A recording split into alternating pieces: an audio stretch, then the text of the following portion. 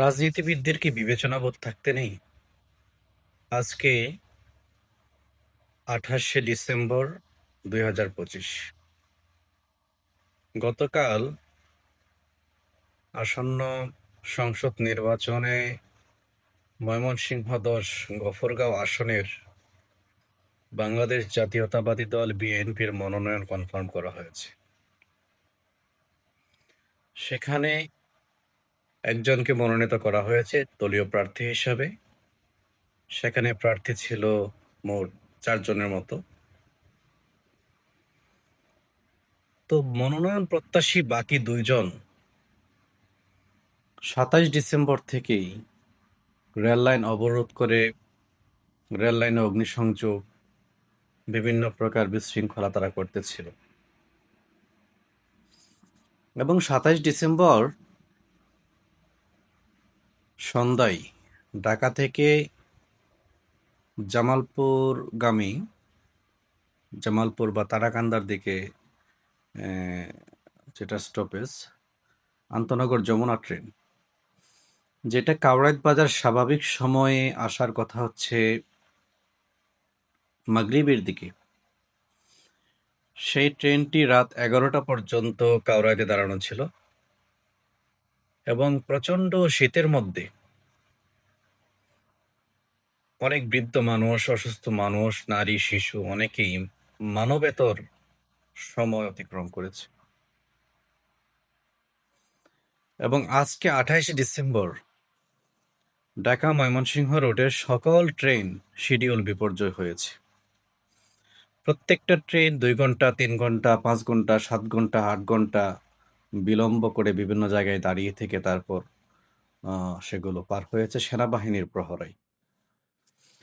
এবং সেখানে যে হৃদয় বিদারক কিছু ঘটনা ঘটেছে, সেগুলোর ১-২টা আপনাদের সামনে আমি বলছি। কিছু, কিছু মহিলাদেরকে সাথে ১ জন ২ জন বাচ্চাসহ ঢাকা থেকে হয়তো তার কোনো আত্মীয় কিংবা তার পরিবারের কোনো সদস্য জামালপুরের টিকিট করে ট্রেনে উঠিয়ে দিয়েছে। সাধারণত ট্রেনে যাতায়াত করার জন্য খুব বেশি টাকার প্রয়োজন হয় না। এক প্রান্ত থেকে টিকিট করে উঠলে আরেক জায়গায় গিয়ে নামলে হয়তো আর ১০ টাকা অটোরিকশার ভাড়া লাগে। তারা বাড়িতে চলে যাবে। সেই প্রস্তুতি নিয়েই কিন্তু তারা সেখান থেকে রওনা দিয়েছে। কিন্তু যখন মাঝপথে এই গাড়িগুলো আটকে গেছে, কোথায় কাওড়াইদ, কোথায় সেই জামালপুর, বাই রোডে যেতে হলে অন্তত ৭ থেকে ৮ ঘন্টা সময়ের দরকার। জনপ্রতি ৪ থেকে ৫০০ টাকা গাড়ি ভাড়া দরকার। তার চাইতে বড় কথা হচ্ছে, কাওড়াইদের মতো প্রত্যন্ত অঞ্চল থেকে, গফরগাঁওয়ের মতো এলাকা থেকে গাড়ি পাওয়াটাও সো টাফ।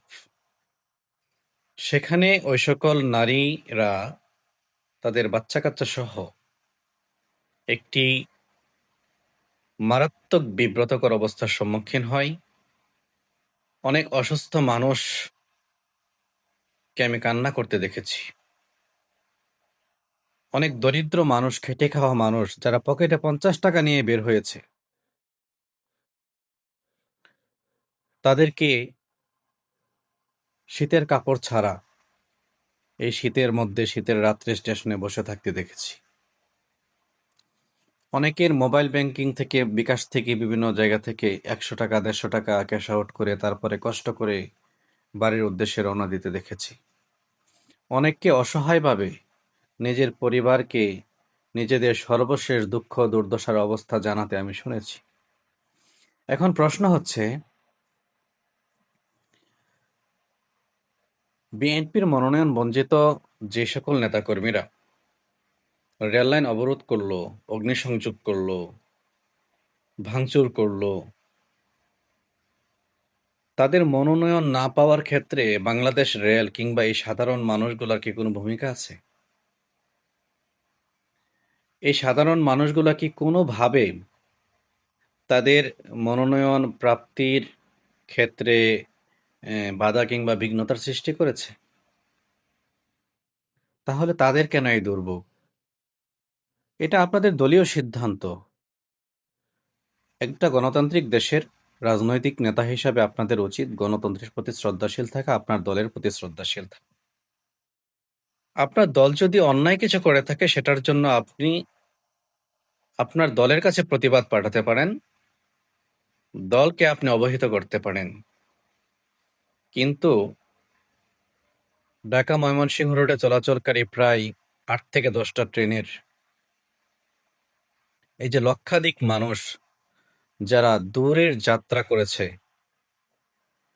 এখানে অনেক স্টুডেন্ট আছে যারা বিভিন্ন জায়গায় ভর্তি পরীক্ষার জন্য হয়তো যাওয়ার কথা ছিল। অনেক চাকরি প্রার্থী আছে যাদের ইন্টারভিউ ছিল।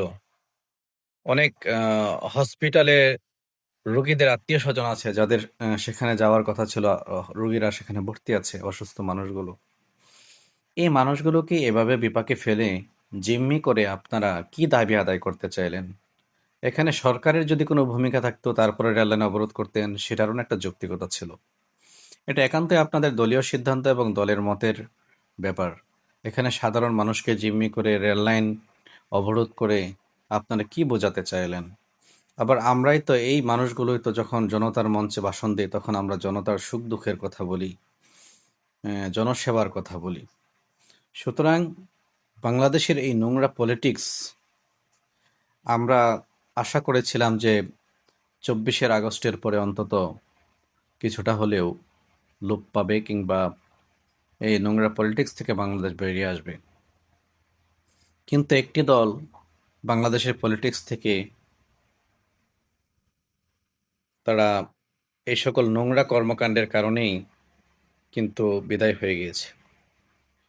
সুতরাং একটি বহুদলীয় গণতন্ত্রের দেশে আর কোনো দল, কোনো গণতান্ত্রিক সংগঠন এই ধরনের নোংরা কার্যকলাপের সাথে সম্পৃক্ত থাকুক, এটা আমরা কিন্তু চাই না।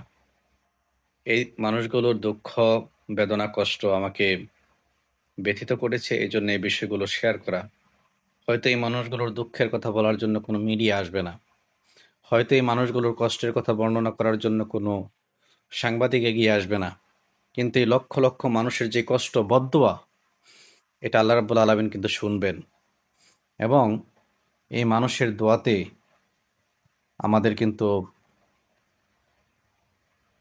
কিন্তু আল্লাহর কাছে জবাবদিহি করতে হবে। এই জবাবদিহিতার মন মানসিকতাটুকু অন্তত একজন মুসলমান হিসাবে আমাদের পোষণ করা উচিত। ধন্যবাদ। আসসালামু আলাইকুম।